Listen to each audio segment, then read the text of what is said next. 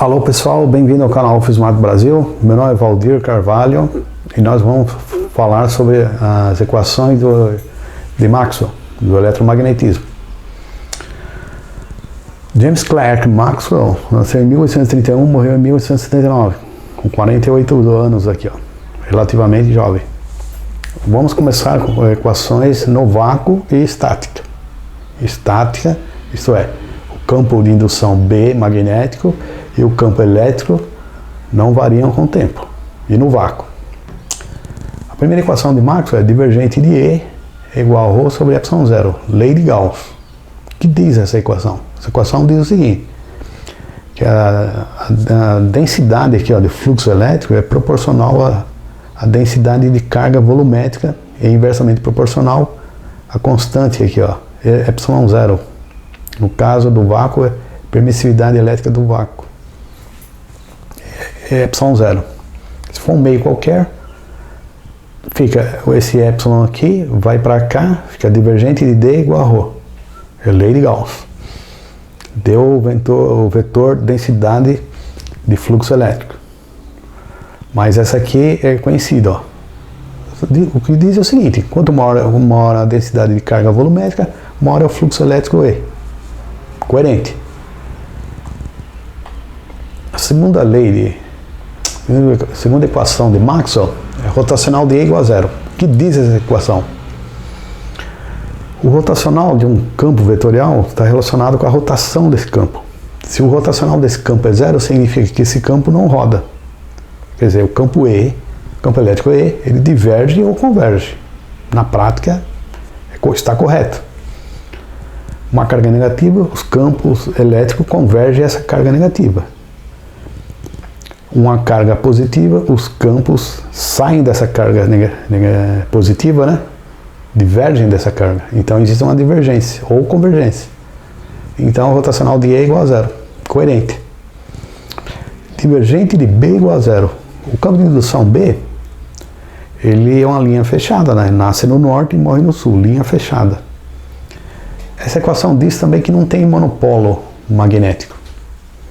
Se você pegar um ímã, ele tem norte e sul. Se você dividi-lo ao meio, vai criar dois ímãs norte e sul. Se for continuamente dividindo, você vai chegar no átomo. Polo norte e sul, o elétron em volta do átomo. E se você chegar no elétron, vai ter um spin para cima e para baixo, um norte e sul. Então, o divergente de B é igual a zero. As linhas de fluxo de B que entram numa superfície são as mesmas que saem. Então a divergência de B é igual a zero. Então o B ele não diverge e nem converge, portanto o campo de indução B ele roda. E isso foi descoberto pela lei suboital de Ampère.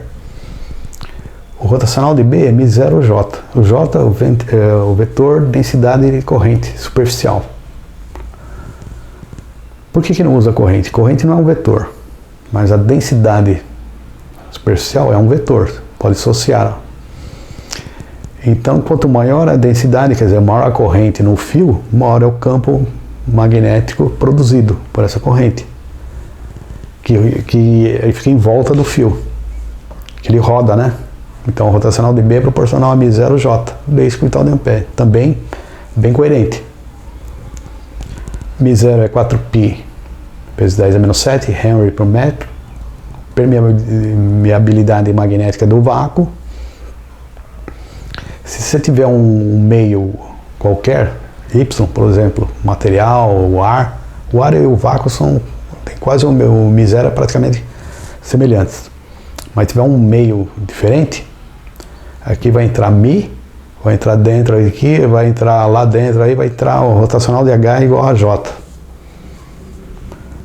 Se for num meio qualquer. Mas no vácuo, μ0J. E B. Aí Faraday, que nasceu em 1791, morreu em 1867, um físico inglês, ele descobriu um fenômeno interessante. Você tem uma espira de cobre, né? Uma espira. E você tem um ímã. E você aproxima da espira, você gera uma força eletromotriz, que ela é proporcional à variação desse fluxo magnético. Quanto mais rápido você varia o fluxo magnético, maior a voltagem e, consequentemente, maior a corrente induzida. É interessante essa lei. Se o ímã está parado, não gera nada, uma variação de fluxo magnético, por isso que tem variação do fluxo magnético sobre o tempo. Quanto mais rápido, maior é a corrente induzida, a força eletromotriz induzida. Só que o físico alemão, Lenz, ele colocou um sinal menos aqui. Ele falou o seguinte: a corrente induzida tem um sentido que ela se opõe à variação do fluxo magnético. Interessante essa lei. Se o fluxo aumenta, ela vai criar uma corrente que é contrária a essa variação. Se o fluxo diminui, vai criar uma corrente que é contrária a essa diminuição do fluxo. O diferencial do fluxo magnético é B escalar N ds. N é o vetor normal à superfície, que é um diferencial. Se você quer o fluxo total, que é a integral dupla aqui, né? Superfície integral dupla.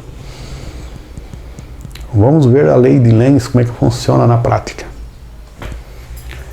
Se você tem uma espira aqui, a corrente nesse sentido, ó, é convencionado ser norte. Você está enxergando com o campo norte. Se a corrente está aqui no sentido horário, você está enxergando com o campo sul. O polo sul. Polo norte, anti-horário, polo sul, horário. Convencionou-se assim.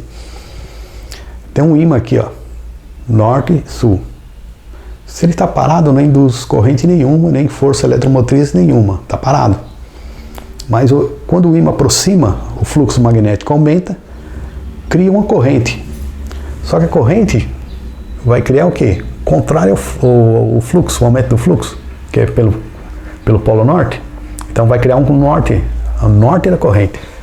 Ó, o norte que se opõe ao outro norte. Ele se opõe, é lei de Lenz. E se esse ímã afasta?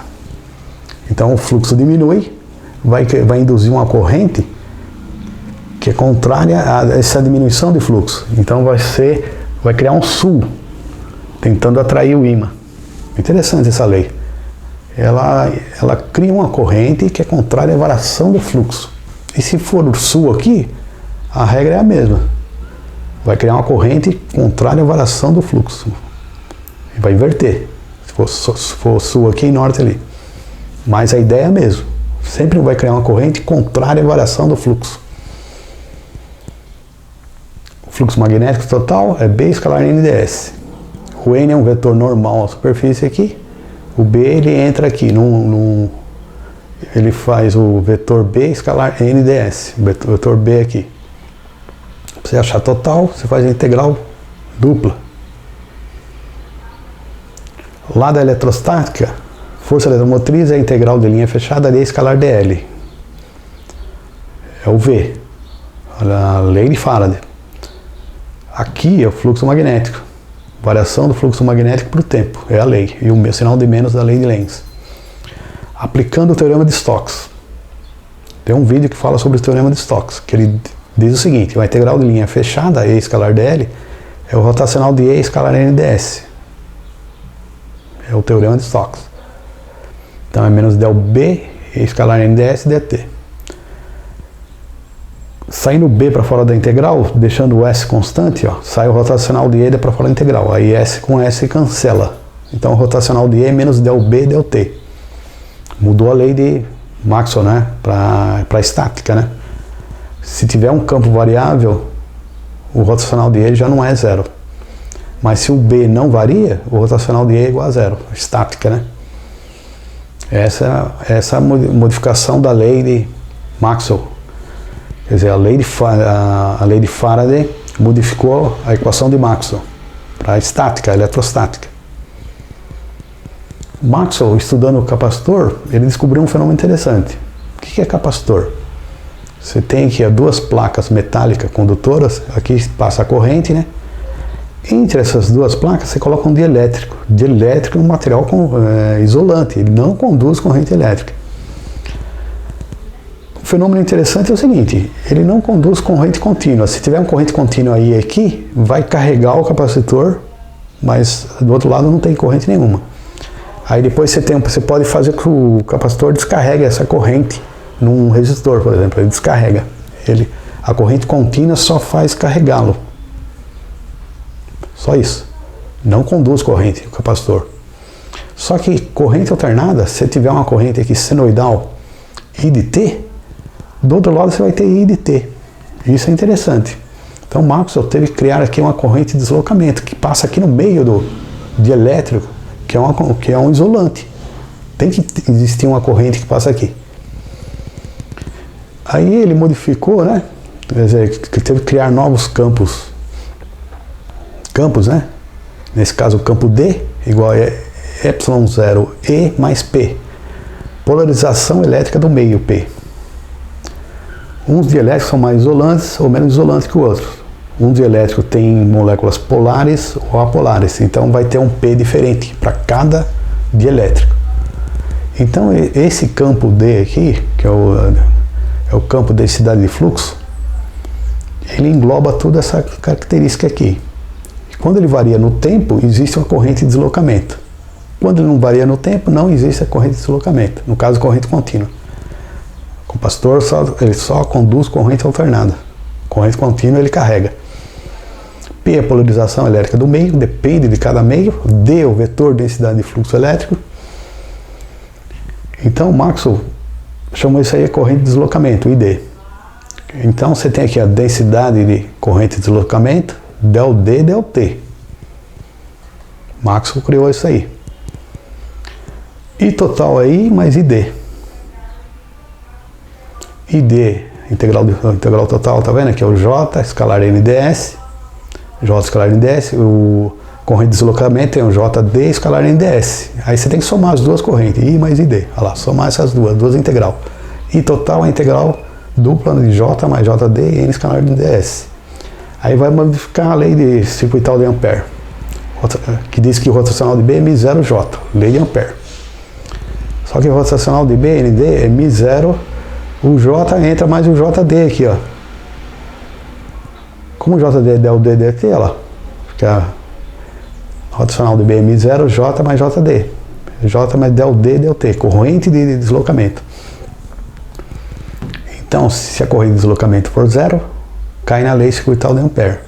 Se tiver, no caso do capacitor, uma corrente alternada, vai ter del D ou del T, corrente de deslocamento, vai modificar um pouco a lei circuital de Ampère. Rotacional de B é isso aqui. Modificou a lei de... Outra coisa interessante da lei de Lenz aí, ó. Você pode ter o ímã parado e a espira em movimento. Ou o ímã está parado e a espira ela gira. Então a superfície que o ímã enxerga, ela vai diminuindo até chegar a zero, né? B escalar NDS, o N da superfície, ó. Quando ela está paralela assim, ó,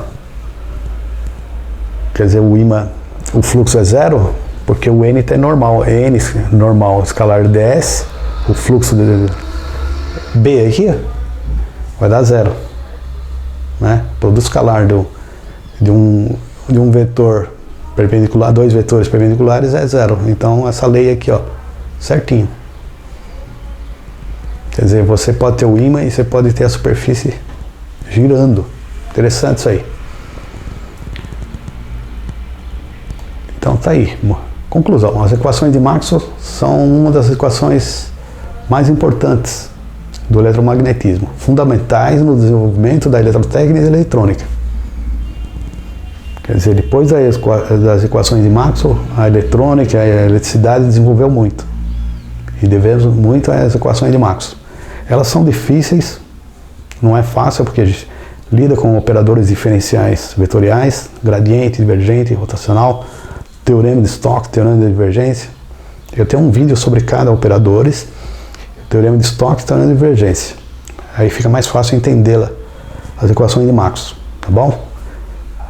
Aqui termina esse vídeo sobre as importantes equações de Maxwell, do eletromagnetismo. Se você gostou, deixa um like, tá bom? Não esqueça de se inscrever no canal. Abraço!